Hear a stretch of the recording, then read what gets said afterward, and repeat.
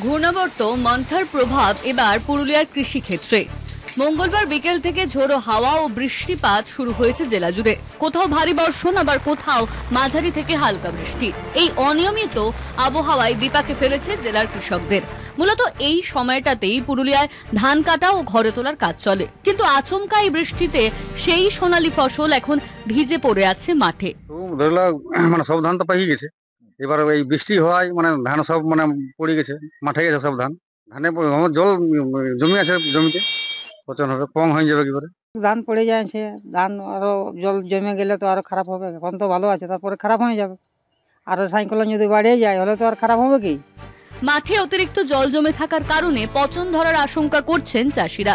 ঝোড়ো হাওয়ায় অনেক ক্ষেতেই মাটিতে লুটিয়ে পড়েছে পাকা ধান। ক্ষতির মুখে পড়েছেন জেলার বহু কৃষক পরিবার।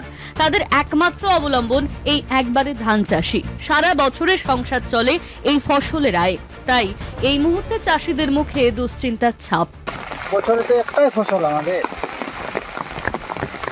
কি করা যায় এখন?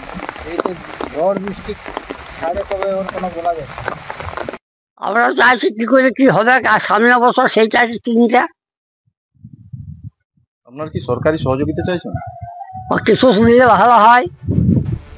চাষিদের আশঙ্কা, যদি বৃষ্টিপাত আরো কয়েকদিন স্থায়ী হয় তাহলে ফসল সম্পূর্ণ নষ্ট হয়ে যাবে। এমন পরিস্থিতিতে তারা সরকারের কাছে সহযোগিতার আবেদন জানিয়েছেন। ক্ষতিগ্রস্ত কৃষকদের পাশে দাঁড়ানোর দাবি উঠেছে স্থানীয় মহলেও। পুরুলিয়ার মাঠে এখন ধানের সঙ্গে মিশে আছে চাষিদের চোখের জল। অনিশ্চিত ভবিষ্যতের আতঙ্কে রাতের ঘুম উধাও কৃষকদের। পুরুলিয়া থেকে শওকত আলীর রিপোর্ট, কলকাতা টিভি।